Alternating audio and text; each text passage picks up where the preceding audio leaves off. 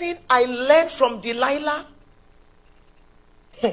was how to make my laps succulent for my husband's head.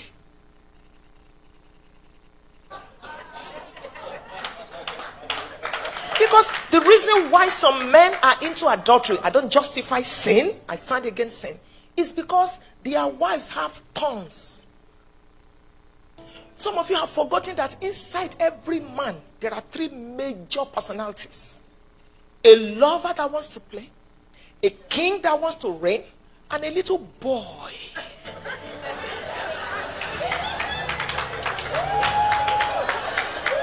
It is the one you address that shows up.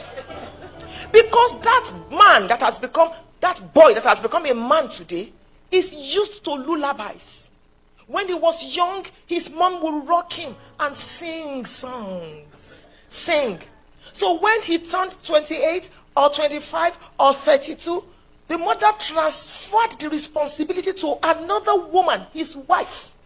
But what kind of song are you singing? Because every husband is a dancer. For over 20 years, a man has been used to dancing. Where I come from, they sing all sorts of native songs. The boy will be looking at the mother. In fact, some mothers go to the extreme. They refer to their children as my husband. I love you. So the man is used to dancing. But some women don't know that every action is a song. And your husband is dancing. Stupid man. I asked for $2,000. You gave $200. The man is dancing. Look at you. Go and see how Pastor so-and-so is taking care. The man is dancing. You determine the song and you determine the mood.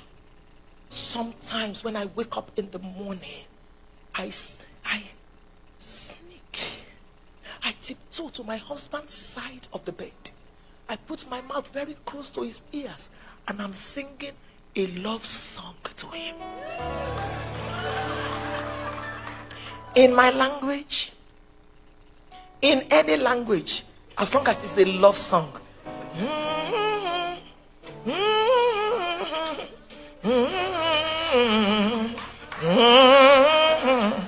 I will love you forever. The man is waking up and he's saying, good morning, darling. What do you want?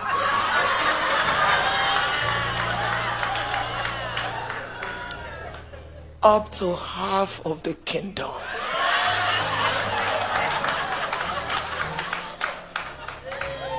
What kind of song do you sing to your husband's ears?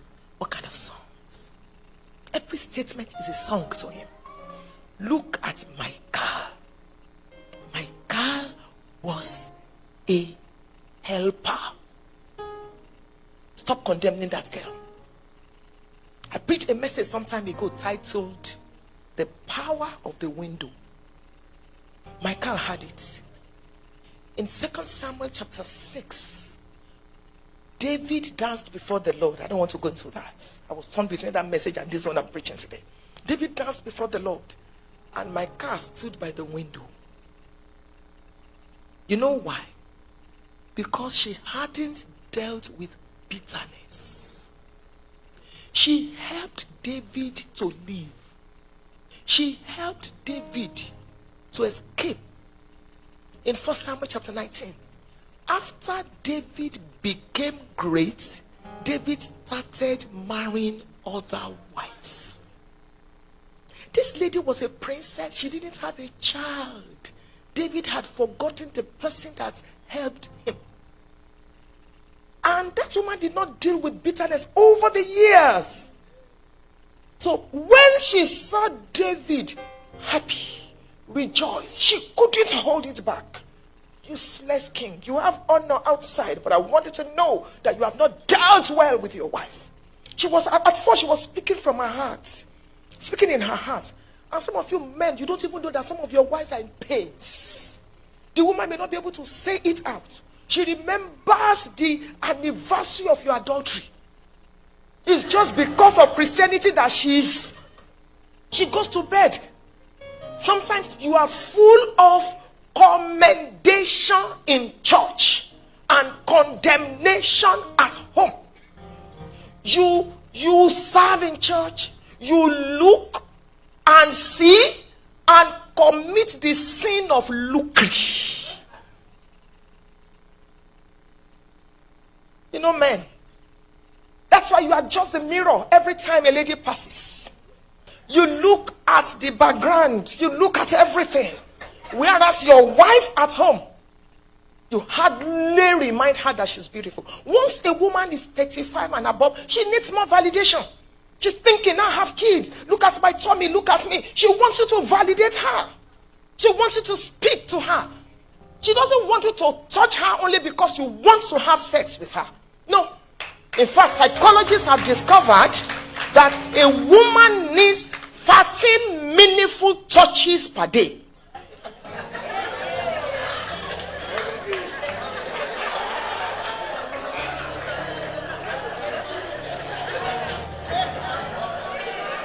And it is not, they said we should touch you. 1, 2, 3, 4, 5, 6, 7. No.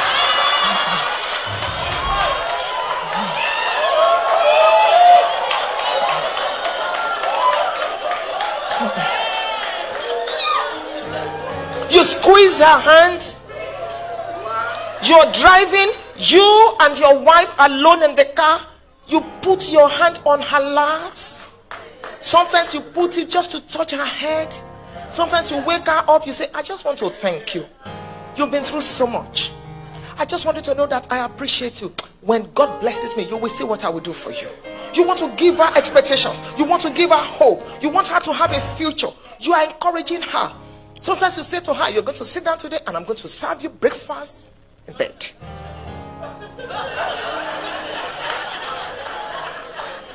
Some of you men are not touching your women. You're not touching them with your substance. You're not touching them with your prayers. You're not touching them with your hands. You're not touching them with your emotions.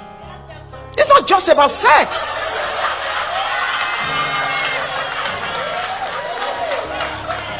You are quick to correct your wife, but do you commend her?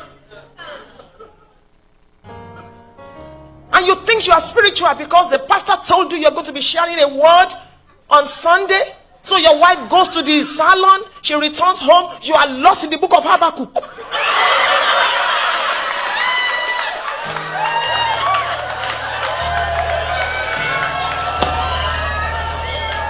And the book of Zephaniah.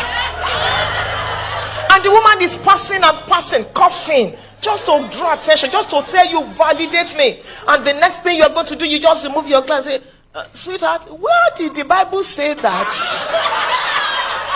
the soldier sinner shall die?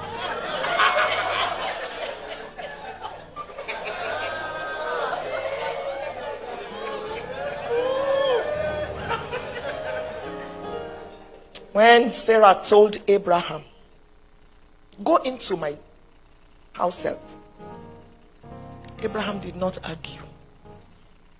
That tells me that the man had been eyeing the girl. If he had argued, the Bible would have said, and Abraham said, no, I should not do that. And you know, men, and the Bible calls Abraham the father of faith. And you people, you brothers here, you are brothers of faith.